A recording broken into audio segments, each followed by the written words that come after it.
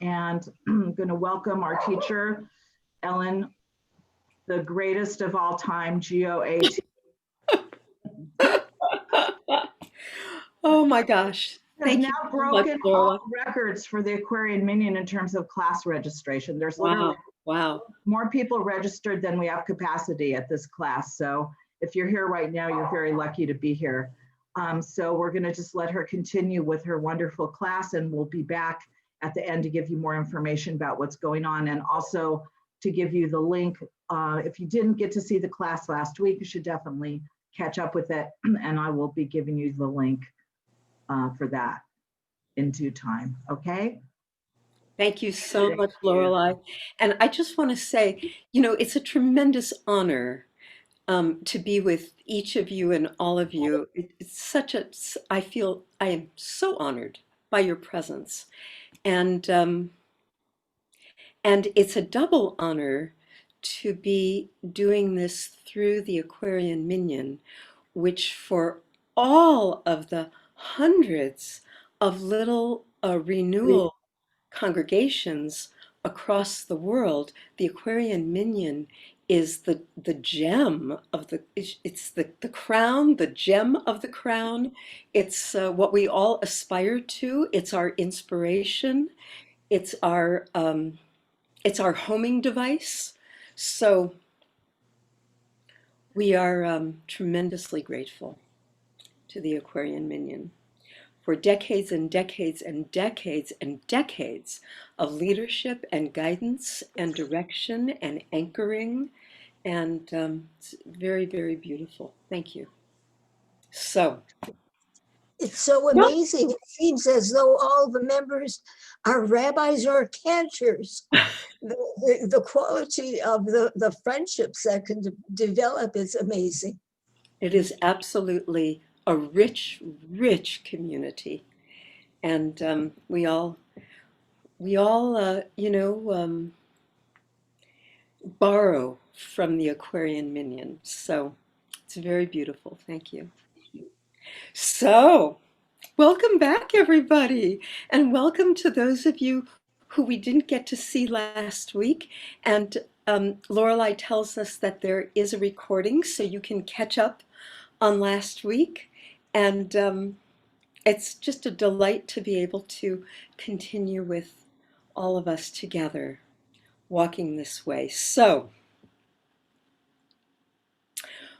we'll start with what happened for you this week as the stories continued to move through you and work their ancient power inside of you. What were you aware of? What became of you this week following the imbibing of these stories last week, for those of you who were with us last week? Anybody, take it away.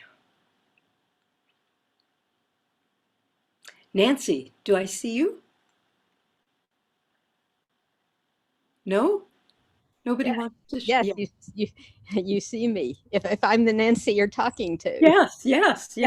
Hi, Ellen. Take it away. I've heard your stories for years and years. I've had the great deep blessings, so they've been running through me for a long time. And what's new is I guess that the ease with which I feel I'm inhabiting this beautiful world and holding the pain and the grief and the love and the light all in one united way. It comes with more ease. Wow. And for that, I thank you in your visions. Oh my gosh. Thanks, Nancy. That's really cool. So there was a bit more, it sounds like almost a smoothing out for you. Fewer cracks in the world. Yeah. I mean, I have more practice at it, which just it's coming. We're all here. We're all living in fifth dimension, and if we can open our hearts to it, it's available. How beautiful! Thank you. A true Hineni. That's great. Thank you. And anybody else wish to? Yeah, Anya, please. but you need to unmute, darling. I forgot. I wasn't here last week, but I watched it on the Good. Facebook page. For me, I come from a background of studies in women's spirituality.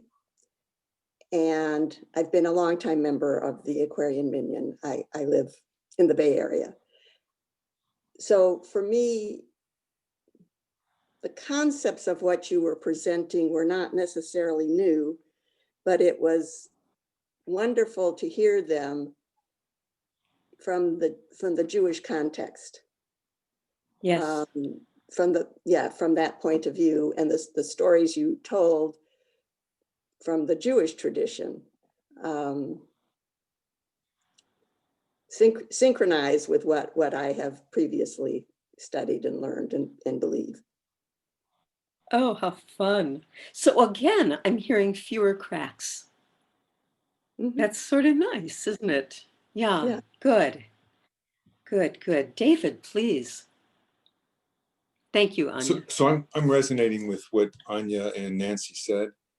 And what I'm noticing is how all of it resonates with an ease with me. And I'm remembering there was a version of me years ago where this would have been like, what? You know, and now it's all so like coming home.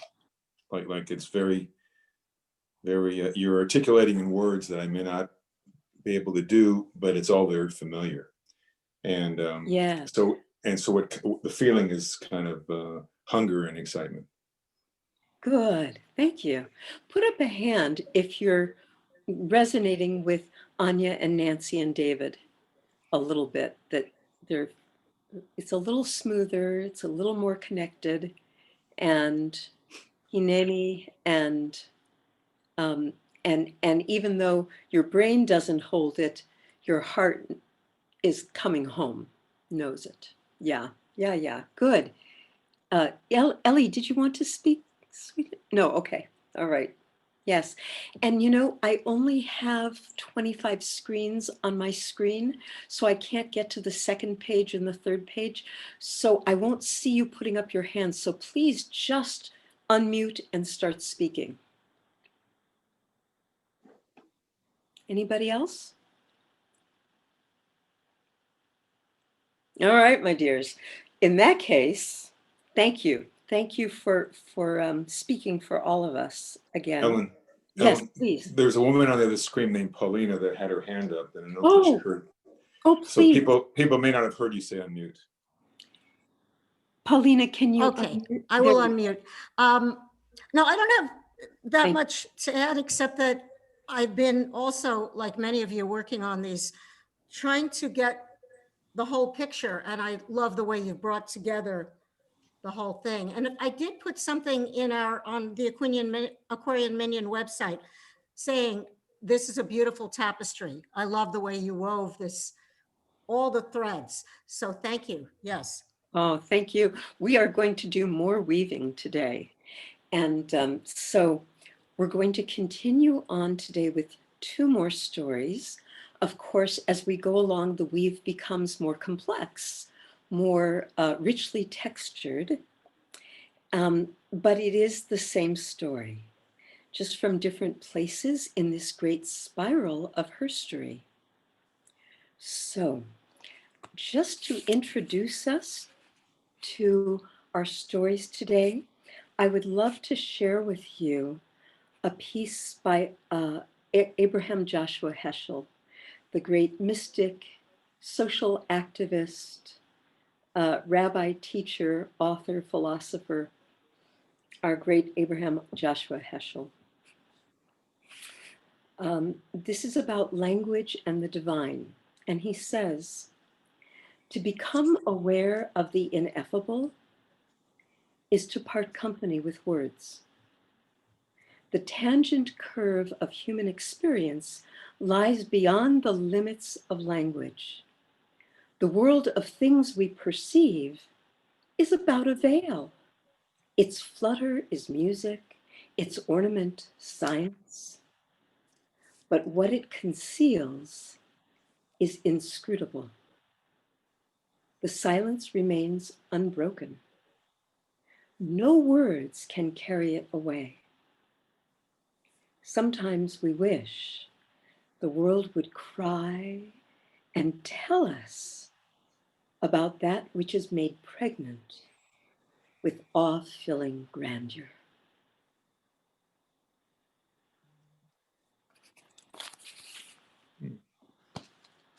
So if you can let yourself once again drop into that deep. Can you say what this quote is from? It's from Man is Not Alone. So if you can let yourself drop into that deep, rich place of expansive knowing, that multidimensional vortex of your own heart, that place of once upon a time.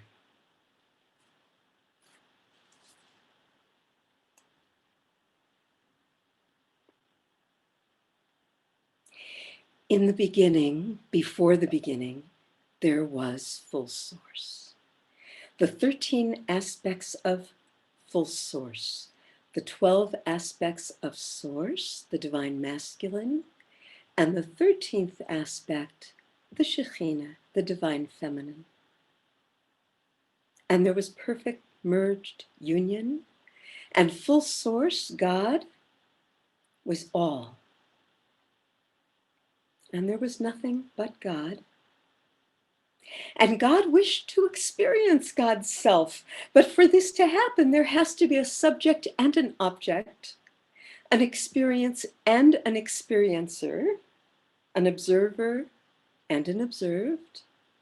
And so God needed to create, to make the first division, the first separation.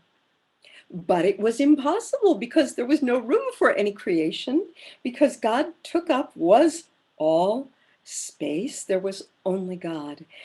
And so in order to create, God had to pull some of God's self back a little bit. God had to contract. We call that the tzimtzum, the contraction, in order to make some space available for creation, in order to make the void. And from the space of the void then could come creation, all the planets and suns and galaxies and worlds and universes and atoms and molecules and vibrations and souls and beings. And that full source created the divine masculine and nurtured the divine feminine. We read about it in Genesis, and God created, and it was good. So imagine that there are 12 dimensions that make up a world, and 12 worlds that make up a cosmos, and 12 cosmoi that make up a rakia, and 12 rakia that make, it just goes on and on and on. We are in the third dimension of the fourth world of the fifth cosmos. How do cosmos come to be? Each cosmos births from the mother cosmos before it. So the 11th cosmos birthed from the 12th. And the 10th cosmos birthed from its mother, the 11th. So we come now to a very momentous and great event, the birthing of our cosmos, this fifth cosmos, from its mother, the sixth. Now, there was controversy surrounding this birthing of this fifth cosmos because the 13 aspects of source were in disagreement about the nature of this birthing. The 12 aspects of source, the divine masculine, believed that our cosmos needed to come into completely separated and individuated existence from its mother, the sixth cosmos. But the Shechinah believed that the separation should not be total. Why? Because in this new cosmos, the planet that would serve as the gyroscope for the entire cosmos, this Earth, was structured in such a way that the angles made by the planet and her sun and her moon prevented the full and complete and easy alignment between the cosmos and full source. Therefore, if this cosmos could remain connected with its mother, the sixth, its conscious beings could take their bearings and find full alignment with full source from the sixth cosmos. But if the fifth cosmos, this cosmos, was cut off from the sixth, the conscious beings here would have to work very hard to find and achieve their alignment with the will and grace of God. Here's a little curious aside. This particular set of three angles is reflected in each conscious being in this cosmos and can be found across each one's chest. It's right here, this triangle, right here. And you can see that it surrounds the high heart. And this triangle is the great sphira da'at, knowledge or consciousness in the tree of life. Da'at, the high heart, is the place of the thymus, the seat of spirit within us. Da'at is the perfect alignment with the divine. If the angles are in perfect harmony, there is perfect alignment and Da'at is opened. If the angles are not in perfect harmony, there is no easy alignment and Da'at is closed. You can see from the dotted lines that we find at Da'at, that's why it's called Da'at. No, not really. Historically, in the pictures, you can see how Da'at has been closed because we haven't had that clear alignment with the divine. So the Shechinah strongly believed that closing Da'at was no good way to begin a new cosmos. She wanted the fifth cosmos to remain connected with the sixth cosmos, so those of this cosmos could take their bearings from the mother and so find their way into divine alignment easily.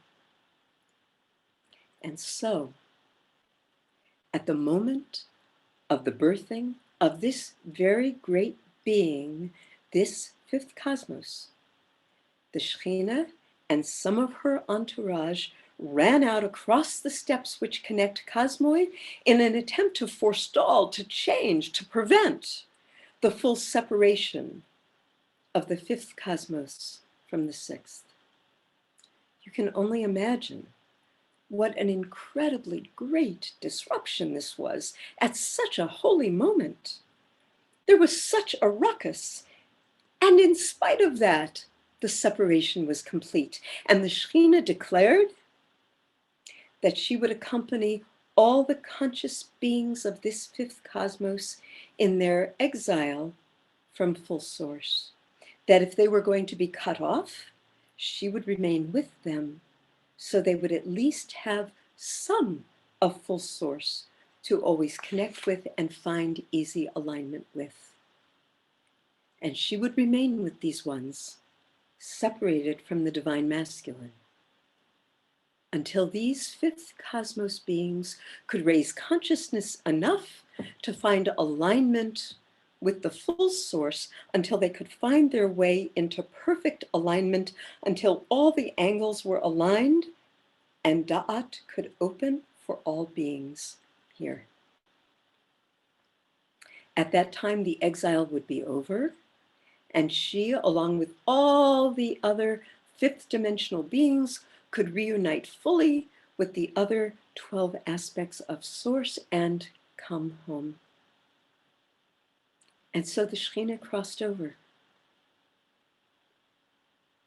The 12 aspects of source, the divine masculine, knew that she had the power to nurture, but they, the masculine, had the power to create. And if she went by herself and there was no further creation there, what would she nurture? And so the 12 aspects of source quickly sent out the Elohim, the palaces, or the places of connection where everyone this fifth cosmos on this earth plane could connect with, in a temporary fashion, the 12 aspects of Source, and so be assisted with creation.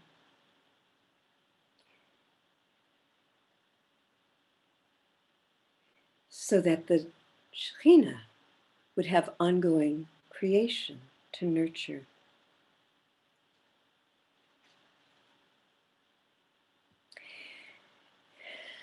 And the connections at the palaces, at the Elohim, they tried their best, but over eons, separated from the divine masculine, those creations fell short of perfection. And the Shechinah, over the eons, did her best, but separated from the divine masculine.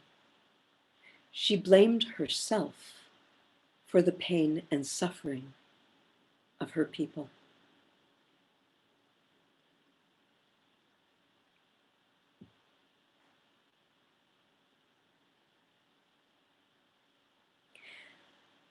So let's look at beginnings. Can you feel what a disturbance, what a disruption, what a mess was made at the birthing of this cosmos? Can you imagine how beginning in this cosmos was imprinted with the experience of disturbance, disruption, mistake, flaw, fault? Just take a moment and look at the experience of beginnings in this part of the time-space continuum. The imprint of beginnings here is that in all beginnings there is a basic flaw embedded. Beginnings hold within their very fabric and weave and definition separation. Therefore, beginnings are painful. This is the reality here. Childbirth is painful. The greater beginning, death, is even more painful.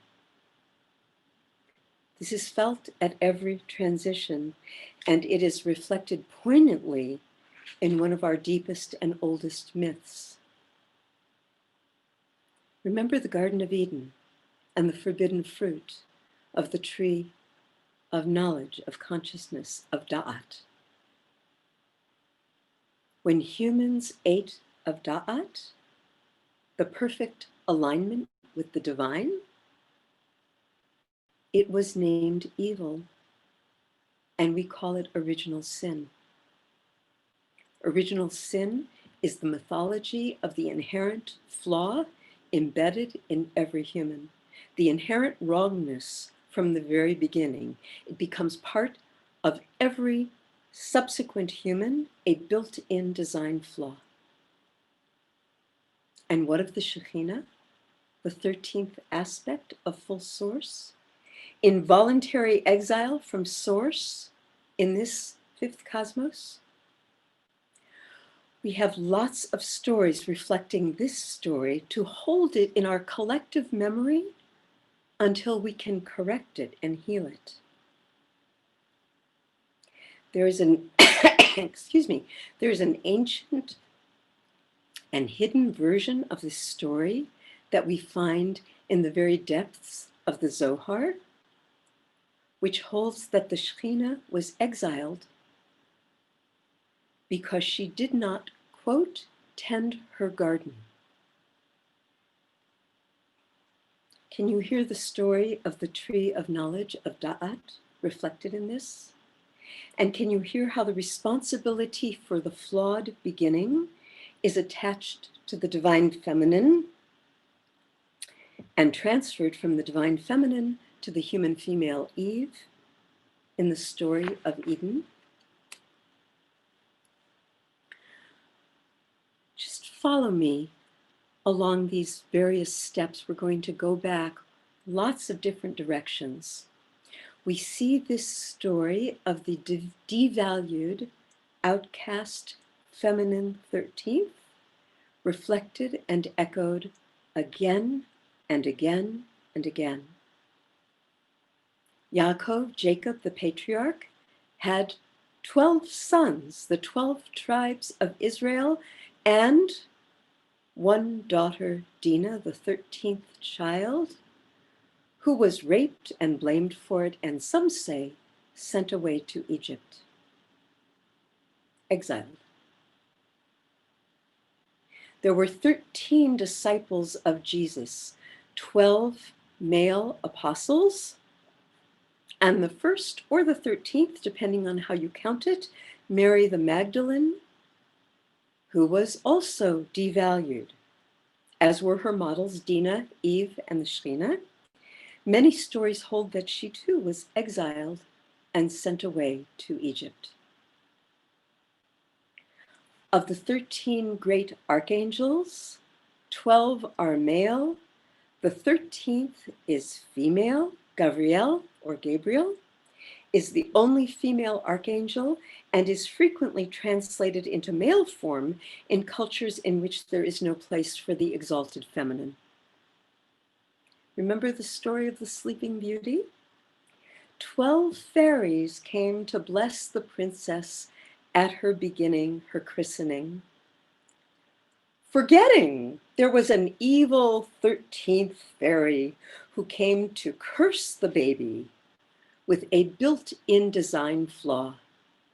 At 16, she would prick her finger on a spindle and die. This evil 13th feminine is reflected in the tarot deck and then in decks of playing cards, in which the queen is the only female in a suit of 13 cards.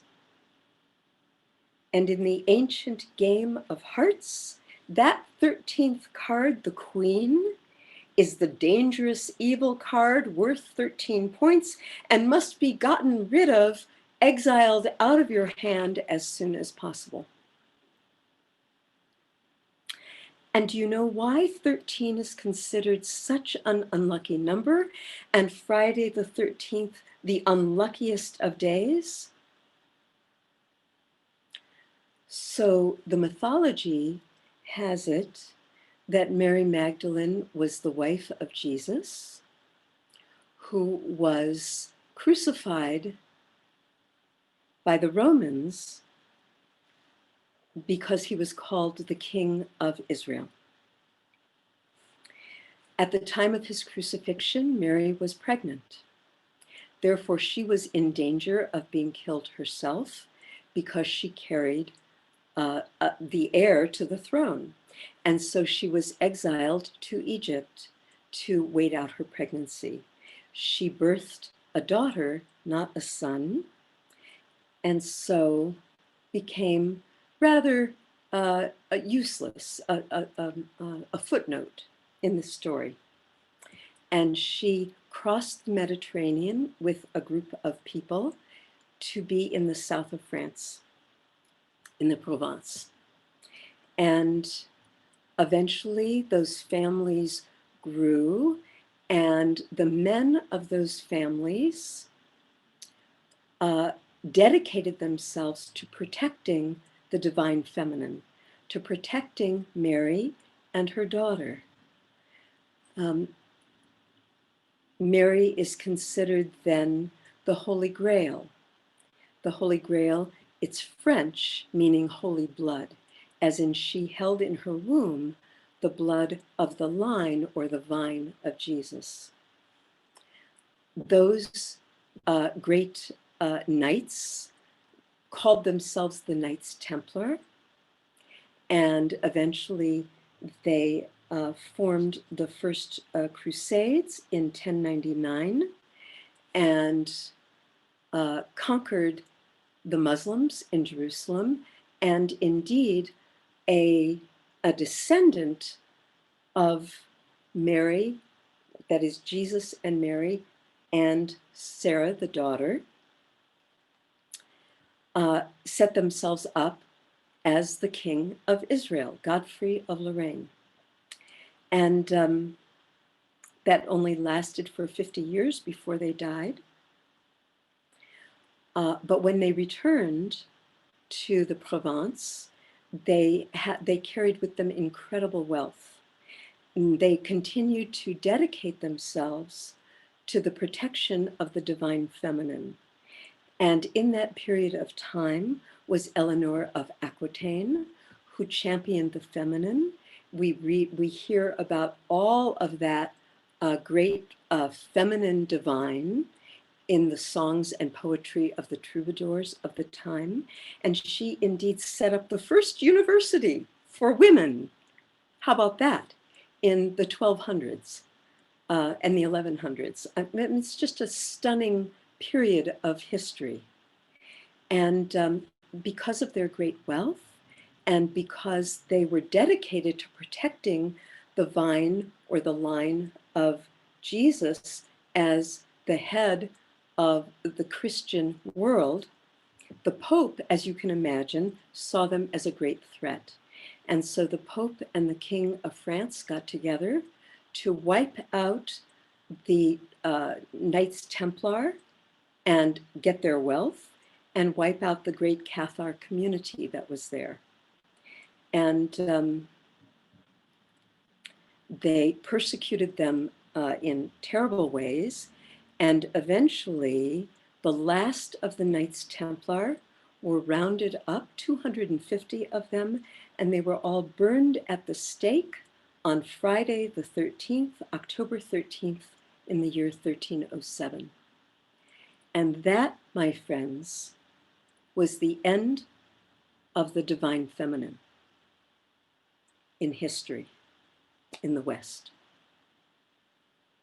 And so indeed, it is a very, very, very unlucky day.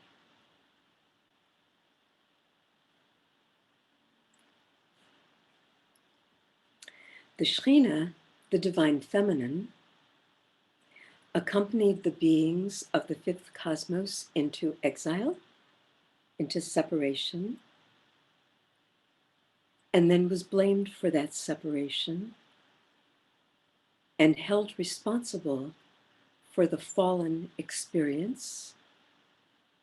We call this fallen experience the material world. That is the world of matter, from the Latin mater, meaning mother. And then she blamed herself for the lack of alignment and the pain that comes with that.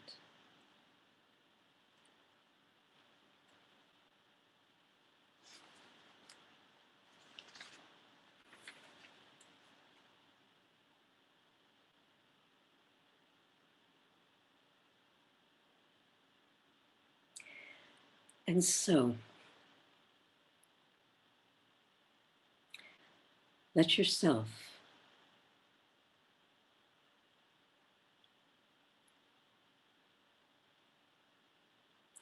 tune into your being just for a moment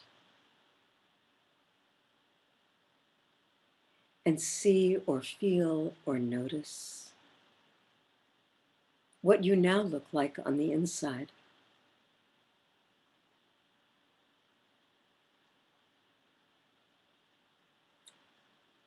As the music of this story flows and winds its way through you.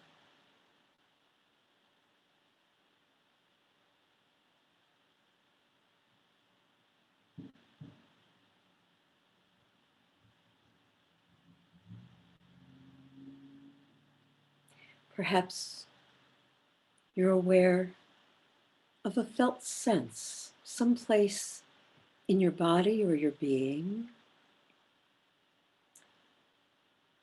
that is holding and expressing more of your response than other places in you. If you find that, fall into it just a little bit. Honor it, acquaint yourself with it. Pay attention, notice.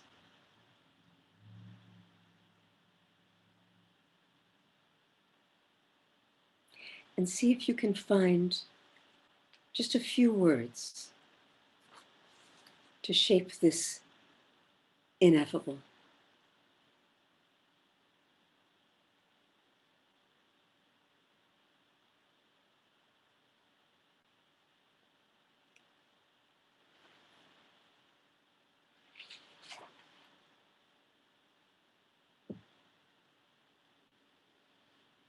And when you have a few words and you would like to share them, please, we would love to hear.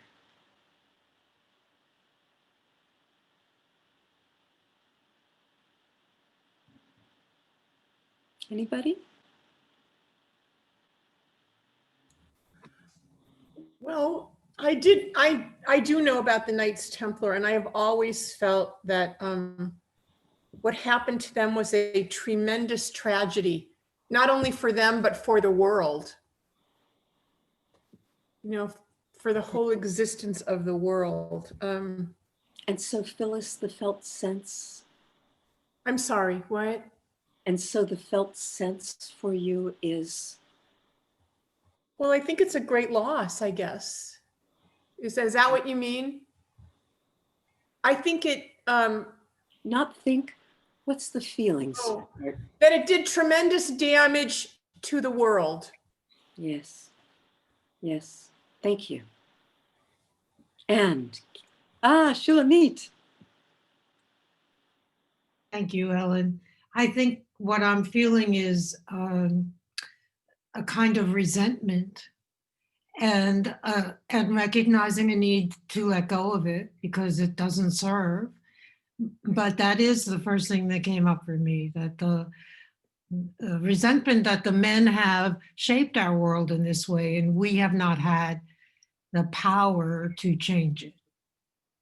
Thank you. Letting go of it. Thank you. Ellen, I feel endangered and nurtured. Wow, wow. What a combination. Thank you. Wow. Put up a hand if you're with Abby and Shulamit and Phyllis. And yeah. I Peggy. feel Oh, like, good. I'm sorry. Yes, please. Joseph closed in rainbow light. Oh, my goodness. Wow. Say that again? Wow. I feel like Joseph closed in rainbow light. Wow. Wow.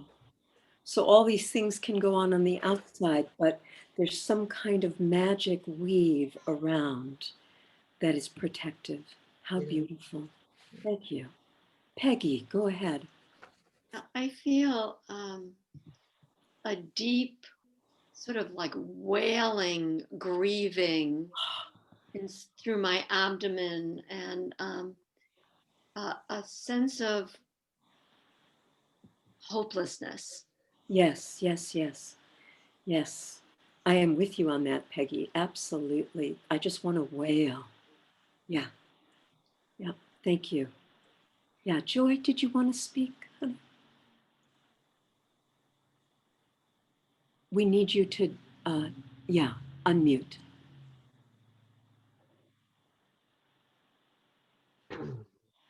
There we go. Okay.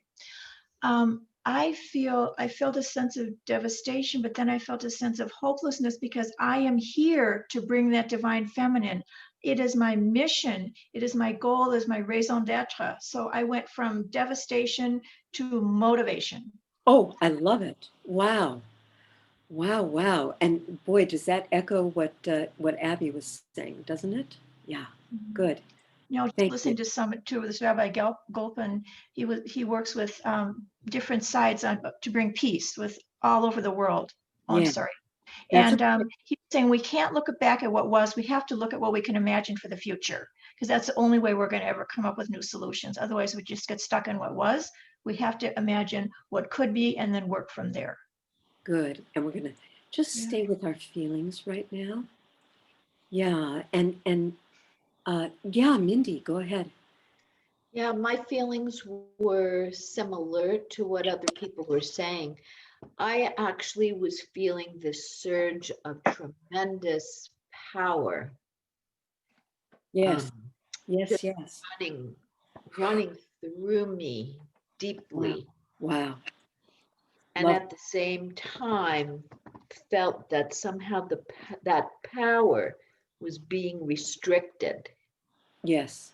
in my body and couldn't fully express either outwardly and inwardly. And as I tried to express that grandiose, expanded power, that I almost had to find where I could seep it through. Wow. There were these Wow. obstacles, but Wow. I had to find the way. Yeah, yeah, yeah, yeah.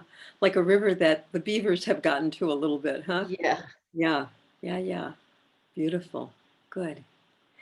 So with your permission, I know, May I say one thing really quickly? please, Sarah. That I feel like we are in a redemption time. You know, the whole Hindu 3,000-year cycles of greed and loss and desperation and these sad feelings. This is the time in which it has been predicted by Torah and also Hindu prediction in 2026, the great transitions to take place. And they call this a Kala Yuga, and this is a Maha Kala Yuga. Yes. But what we are doing now is refitting ourselves internally, and the external is just to motivate us to do that, because we are all here on purpose at this time with these stories from the past to inform and motivate us to change the world and to not stay in that energy. And that is exactly what's going on now, as the world has stopped with the quarantines, to give us the time to do that and to make the transformation. I'm going to interrupt you because I hear everybody just wanting to fix this and make it better. And it's not, we're not going to do that today. We're going to let ourselves stay in the once upon a time, in the deep dark of the forest archetypal shadows. Yeah. Until we can come forward through this ourselves. So yes, absolutely. And you are all right on. And let's just stay right now in the heart. And with your permission, I know we could just talk about this one for the rest of, but there's another story to get to. So with your permission, we're going to continue on with the next story. So.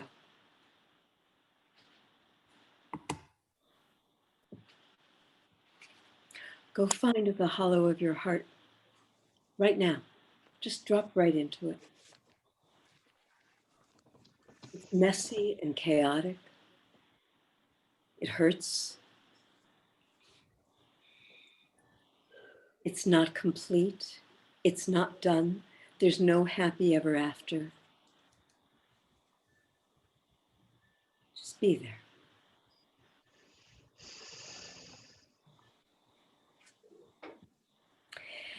And so in the beginning, there was oneness. There was 5D. Earth was the Garden of Eden, and all lived in co-creative partnership in the harmony of oneness, and great beings called the Anunnaki came to Earth from another planet to mine her gold, and because of their incredibly advanced technology were called gods with small g's by the humans here. They were outside of the oneness and came by contract to Earth in order to introduce otherness to Earth and hold the place of the other. And now with the presence of the other, Earth fell from the oneness of fifth dimensional consciousness to the density of 3D, in which separation is a possibility and there's room for otherness, what the theologians call the fall from grace. And in the density of 3D, we lose consciousness and we forget who we are. And the veil of forgetfulness is drawn over us, and we don't remember that all is an expression of the divine, and the Garden of Eden was lost.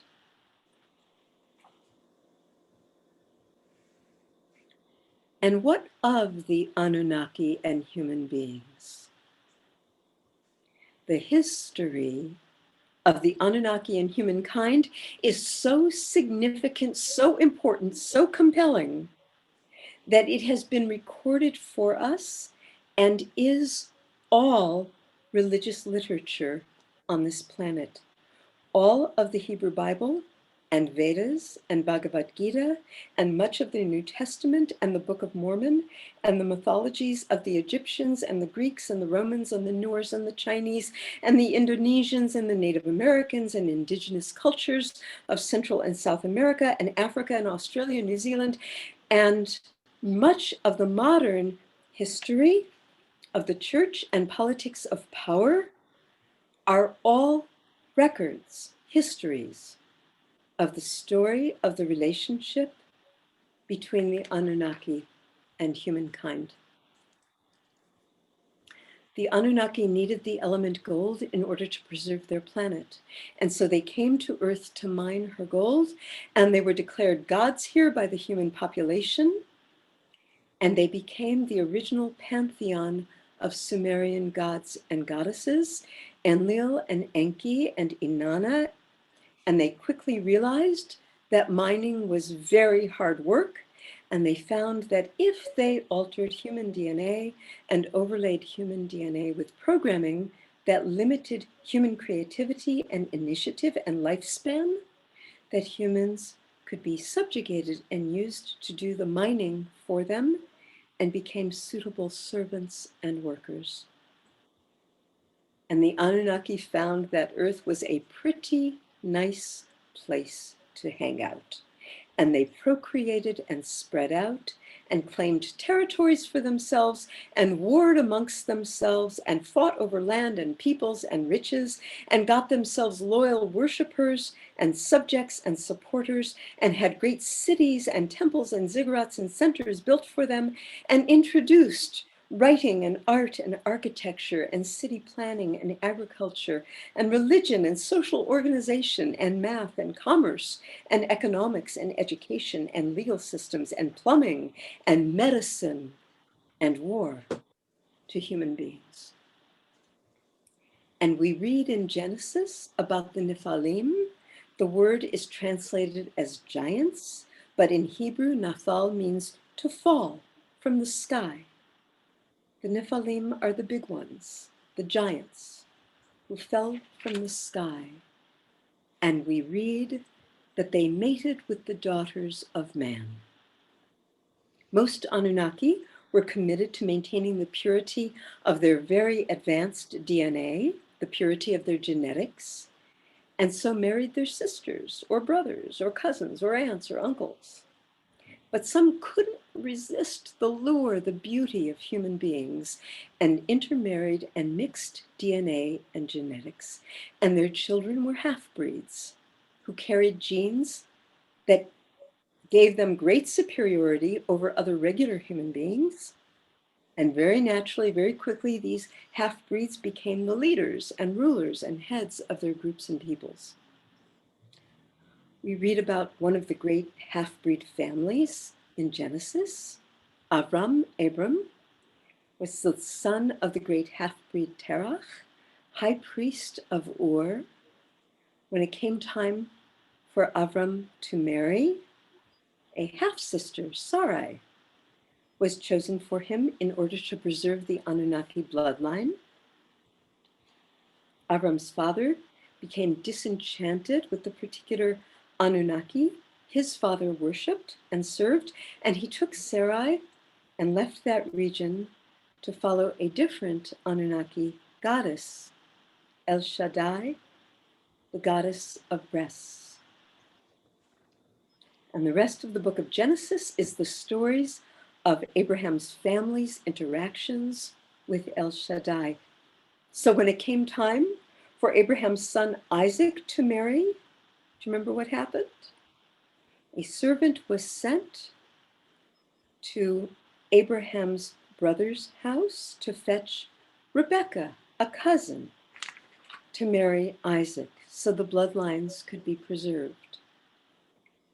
And Isaac's son Jacob is sent to his uncle Laban's to marry. It turns out 2 cousins, Rachel and Leah. In each generation, what we see is that when it came time to marry, the spiritual inheritance was married to a cousin. The other son could go off and marry any human being. Jacob had 12 sons. 11 of them married anyone they pleased. Joseph was sent to Egypt, where he married Osnat, the daughter of the high priest of Egypt, a woman with the half-breed Anunnaki DNA. Their sons, Ephraim and Manasseh, were the only grandchildren to receive the inheritance blessing from their grandfather Jacob because they had the blue blood, the Anunnaki DNA, and the other grandchildren did not. And so this big group, this big clan that worshiped El Shaddai, moved to Egypt and lived in Goshen and prospered for about 200 years. And we are now in the book of Exodus. And we know that this clan was enslaved and kept in slavery for about 200 years. And then we come to the story of Moses. And the story of Moses is a greatly significant story and takes up the rest of the 5 books of Moses because in his time was the completion of Full Source's in-breath, and so the completion of El Shaddai's contract to represent Full Source, and the beginning of the great out-breath, and the coming of the great war god, the great fire god Yahweh. And we read about this switch in Exodus. And God said to Moses, "Your ancestors knew me as El Shaddai, but I never shared with them my name, Yahweh." Abraham, Isaac, Jacob, and Joseph knew El Shaddai, but they never knew Yahweh. And Moses had a very interesting and unusual parentage.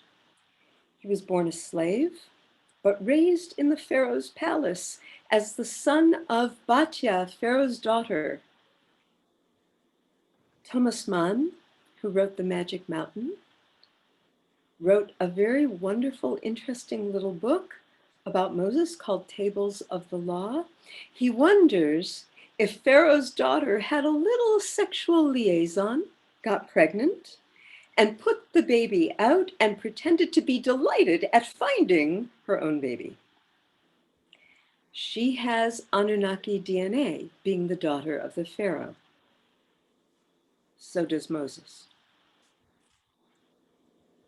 And so it is the time of the move from in-breath to out-breath. Yahweh has arrived and is determined to take this group of people and make them his.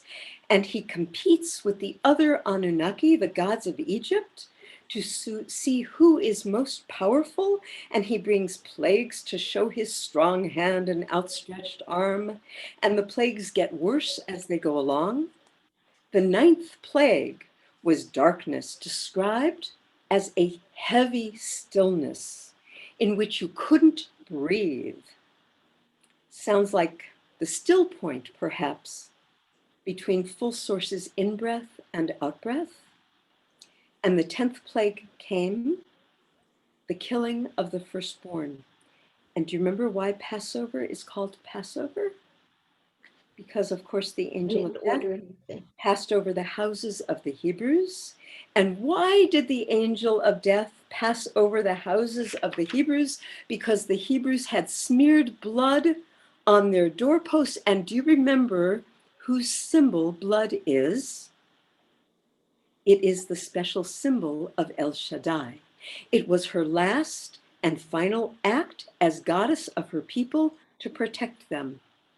And to this day, we don't put blood on our doorposts. We put a mezuzah on our doorposts, and written on every mezuzah is Shaddai. And Yahweh took over and presented himself in a full way, like a wedding, to his people on Mount Sinai, with thunder and lightning, and a few weeks later, presented with his full self, with his great masculine exclusivity, and with the coming of Yahweh to serve as God here during the great outbreath, the masculine principle prevailed. And because it is exclusive, there was no more place for the feminine, and she was excluded. And we see this in the story of the great prophetess Miriam, Moses' sister, who in the book of Numbers is accused and brought low in the people's eyes and sent outside, exiled outside the camp. And we know that the women must have continued to pass her power and teachings and wisdom and magic on through the female lineages, but it had to go underground and be secret, and we never read about it again.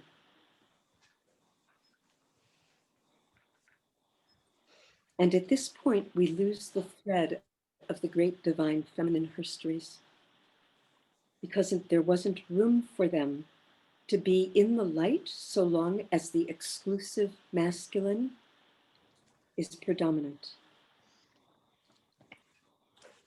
But dear ones, sometimes the one who is missing from the party is actually the most notable and significant presence there, because their lack of presence has a pronounced effect on all the happenings. Let's look at what became of the Anunnaki DNA bloodlines as history took over from herstory. Those with Anunnaki blood continue to be the ones to rise in prominence in their societies because they were stronger and smarter than those without the Anunnaki genetics. And they continue to breed only with each other, as we can see in the tremendous inbreeding of all royalties around the globe. All of these were and have been and are attempting to preserve their better breeding, their better bloodlines and genes. That is why it has been such a disaster when a royal has chosen to wed a commoner, because the purity of the Anunnaki bloodlines is diminished and dissipated. In the beginning, there was enormous difference between those with Anunnaki genetics and those without. Over time, as there was more and more intermarriage and interbreeding, the Anunnaki DNA stuff was spread around more and more, and the differences became less and less pronounced, until today, both Charles and both his sons can marry commoners, and it's interesting gossip, but not a huge cause for concern. When full source was in an inbreath, and the inclusive feminine principle was predominant, although there were institutions like slavery and far more ignorance and brutality than we understand, those with Anunnaki blood used their power to bring gifts to their followers to empower them so that they, the rulers, could continue to be enhanced. But what happened when exclusivity prevailed and the feminine was cut out?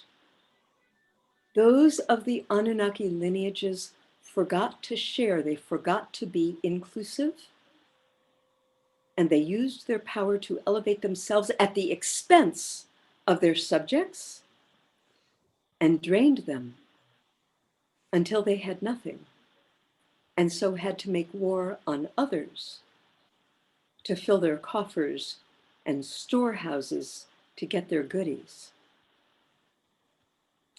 Now and then, there have been times and periods and places when the divine feminine was remembered and honored, but those groups had to remain secret and underground. The most famous of these, of course, is the secret society of Freemasons, which developed from the Knights Templar and the Cathars, and continued to dedicate themselves to the true and full enlightenment. So many over the centuries took part in Freemasonry, Botticelli, and Leonardo and Mozart and the founding fathers and scientists and statespeople and authors and artists. Over time, as more and more of the general population evolved and intermarriage continued, there was less and less reason for only those with Anunnaki genetics to hold the positions of power. And so those in power then held on to it more tightly and became more oppressive and exclusive in their leadership. And in 1996, the outbreath was complete. And Yahweh retired. And the Shekhinah came in to serve as goddess on this earth plane. And the feminine could come forward legitimately once again. They say that when there is a breath change, the god or goddess that is taking over comes 24 years before the completion to see what's happening, to learn the ropes. 24 years prior to the switch was the year 1972, the first year of publication of Ms. Magazine, and the year in which the first woman rabbi was ordained in modern times. And now, of course, we have many more women than men entering the clergy. We have many more women than men applying to college and entering and going through college. We have many more women than men in all of the arts.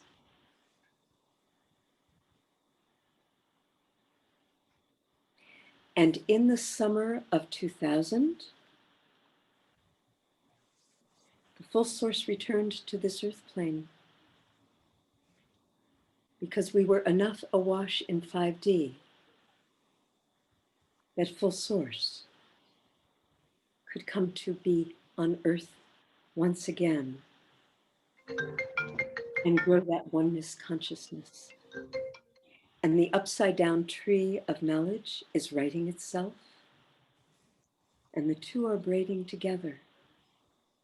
And there is a simultaneous braided in-breath and out-breath as the two trees begin to unite and become once again the one tree of life and consciousness. And we are here, a part of this.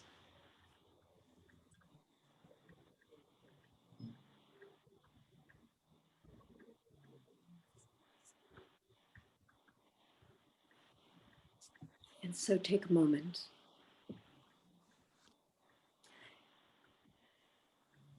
and honor what you look like on the inside at this point by noticing and acknowledging.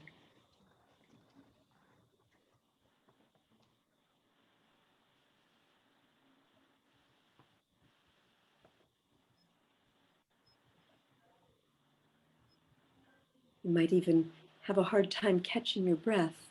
We just did 4,000 years, Earth years, of Herstory history in about 5 minutes. So keep breathing.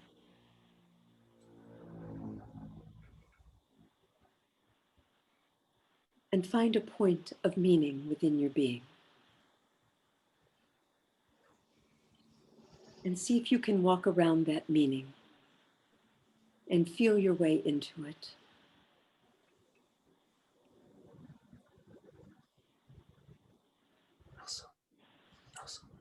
And find some words.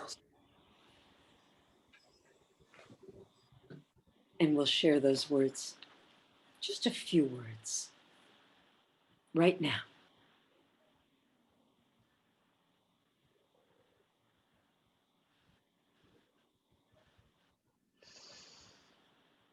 Grateful.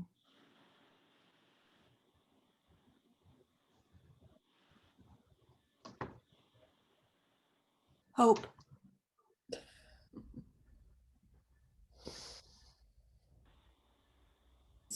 Empowered. Yes.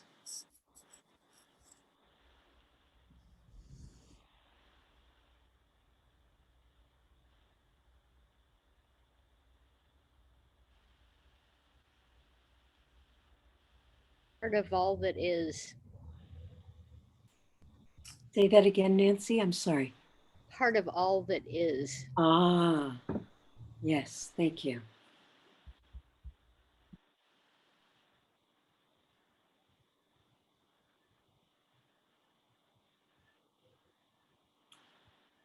Relieved to be here now. Amen to that one.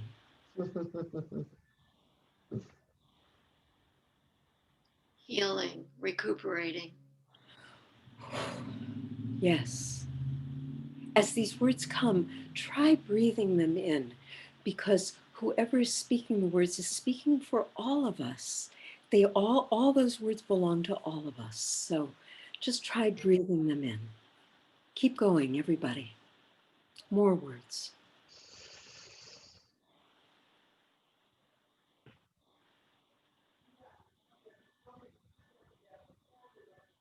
In womb. Beautiful. Thank you.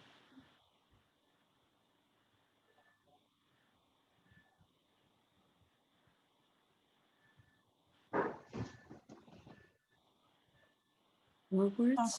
Subtle spirit. Subtle spirit. Yes. Rebirthing. Yes. Responsible.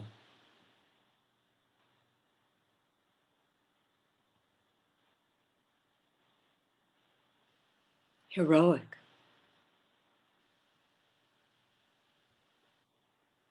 Strong. Completion. Beginning.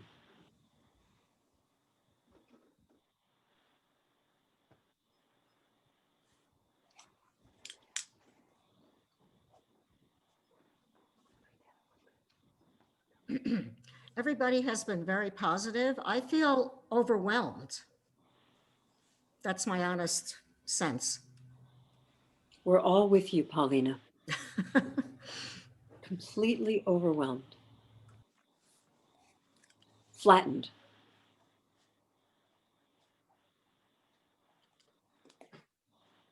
There's a sense of so much energy and needing to direct it and needing to have a sign of where to start this to aid this process. I think I had the same sense last week. Yes. Of that, I called it the bramble bushes, of needing to somehow find our way through. Amen. Amen. Yes.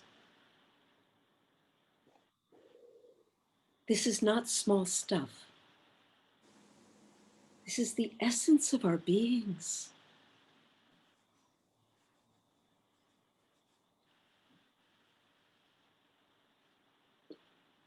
And other feelings, responses, those of you that I can't see, just put yourselves out there and speak. Renewed energy to keep on fighting. Amen. For women. Amen. And amen. Emboldened. Thank you.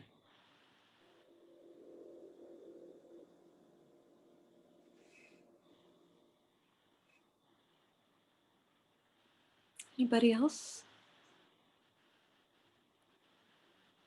I don't want to take over, but this was so powerful for me in the first story, but it also still applies that I found a poem that I wrote in the early 1970s that so pulls all of these ideas together that I'd love to read some of it. And if it's too long, I might stop, but it's not that long a poem. Because the primary image is the chalice, which is the Holy Grail. So picture a chalice. I am happiest when I am a vessel woman bearer of fruit to fruition, bearing my breasts and poor privacy, grasping desperately when I am not the grasper. I should know I am the one to be held full to the lips, then to flow red rich. Only then when gently nestled, tangled in the heavy fronds, my bow bent into my stern, grimace, the pain of apparent abandonment freshly working into my cracks. I will never be seaworthy, be worthy at all, for all my fine record of staying afloat through hell and flood water. I have journeyed round the world again, gone full cycle, made it through the Minotaur's maze. My mind is my own. No more will I trip over Oedipal fish bones, and phallic fallacies can't fool me now. But I'm home, but nothing has changed. No place to dock, to secure, to restore. I cannot ask when will my ship come in, for I am the ship.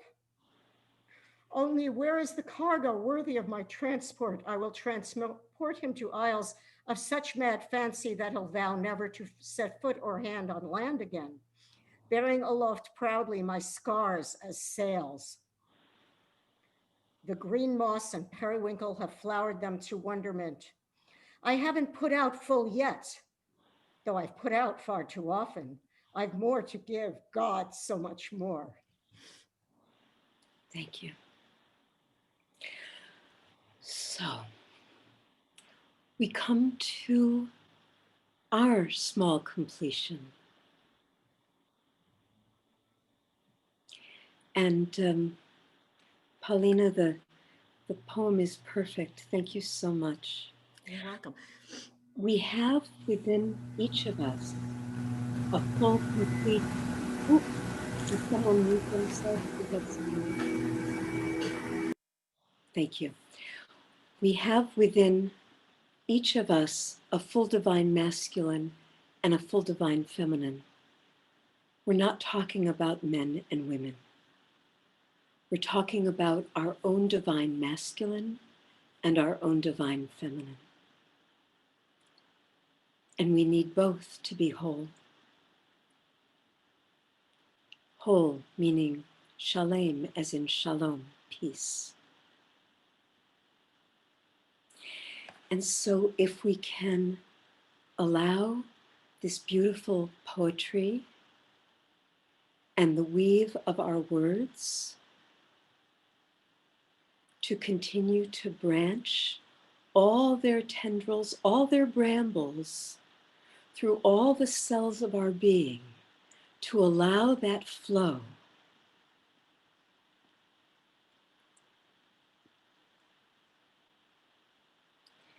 then we can know that today and last week we planted seeds and they're going to grow and we're going to allow them to be watered. And we'll see what grows up within us and who we become as we become more and more human beings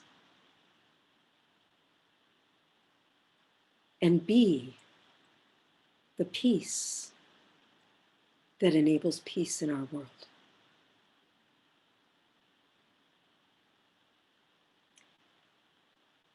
And so, my dearest, sweetest friends, thank you from the bottom of my heart. It's such an honor and great joy to share all of this with you. And I know as we go forward now,